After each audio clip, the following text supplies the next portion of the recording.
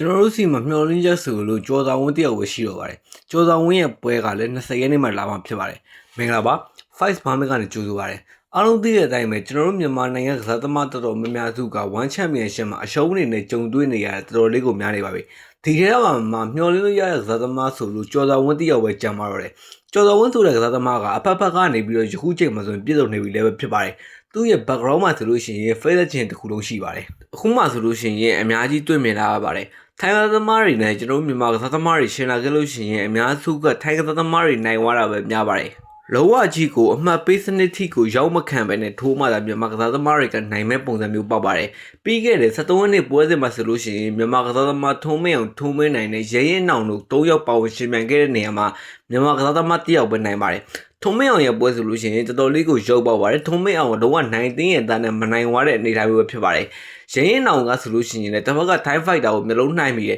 အဲ့ဒီမျိုးလုံးနှိုင်းမိတဲ့ပုံစံမျိုးဆိုလို့ရှိရင်ကျွန်တော်စိတ်ထင်ရပြောမှဆိုရင်အဲ့ဒါကလုံးဝပြန်ထိုးလို့ရတဲ့ပုံစံမျိုးပါဒါပေမဲ့ဒီကစားသမားကလုံးဝမထိုးနိုင်တော့တာကြောင့်မလို့သူကထိုင်ကိုပွဲရလိုက်ပါတယ်ဒီလိုနဲ့ပဲရဲရဲနောင်ကနိုးကိုနိုင်နေနဲ့ပွဲပြီးဆုံးသွားခဲ့ပါတယ်ဒီအချိန်မှာဆိုလို့ကျွန်တော်တို့အားကိုးစရာကစားသမားဆိုလို့ကျွန်တော်တို့ကြော်တော်ဝင်းတယောက်ပဲရှိတာဖြစ်ပါတယ်ကြော်တော်ဝင်းဆိုတဲ့ကစားသမားကလည်းဂျူကဘကရောကလာရဲဆိုပေမဲ့သူကလုံးဝအသေးကောင်းဆွဲကောင်းတဲ့ကစားတဲ့ fighter မျိုးပ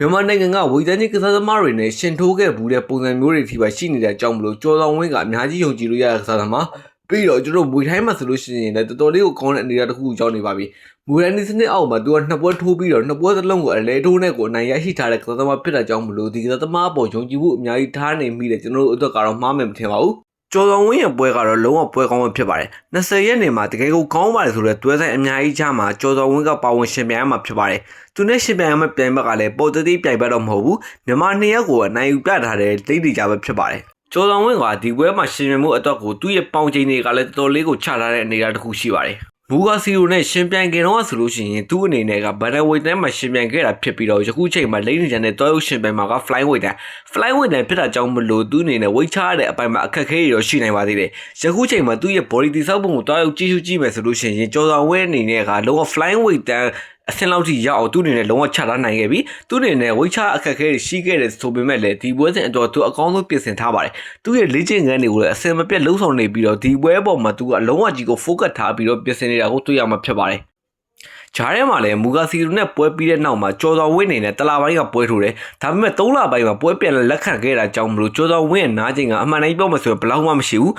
ပွဲနာချိန်နေတာကြောင့်မလို့တချို့ချက်တွေကအားလက်ချက်ဖြောနိုင်ပါတယ်ဒါပေမဲ့လည်းကျော်တော်ဝင်းလိုကစားသမားမျိုးကဒါကိုမူးမဲ့ကစားသမားမျိုးတော့မဟုတ်ပါဘူးကျော်တော်ဝင်းနေနဲ့သမင်တန်းခေါ်လိမ့်နေကြကိုဒါရှင်နိုင်ခဲ့မယ်ဆိုလို့ရှိရင်1 Championship မှာစာချုပ်ကြီးရအောင်နိုင်ပါတယ်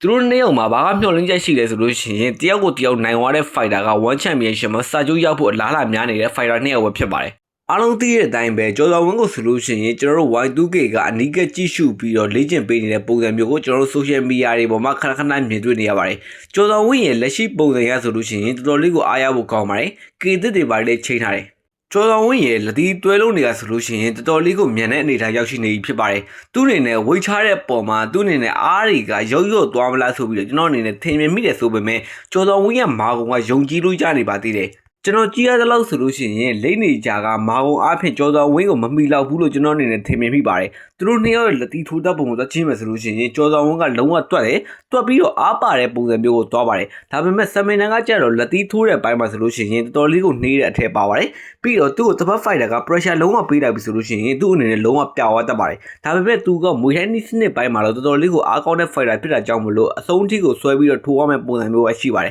ဒါပေမဲ့ဒီ fighter နှစ်ယောက်ကအမှတ်ပေးထိတော့မဟုတ်ဘဲနဲ့တယောက်ကိုတယောက်အလဲထိုးမှာဖြစ်ပါတယ်ဒါကြောင့်မို့20ရက်နေ့မှာဆိုလို့ရှိရင်ကျော်တော်ဝင်းနဲ့လိမ့်နေကြပွဲကတော်တော်လေးကိုကြည့်အောင်မဲ့ပွဲဖြစ်ပါတယ်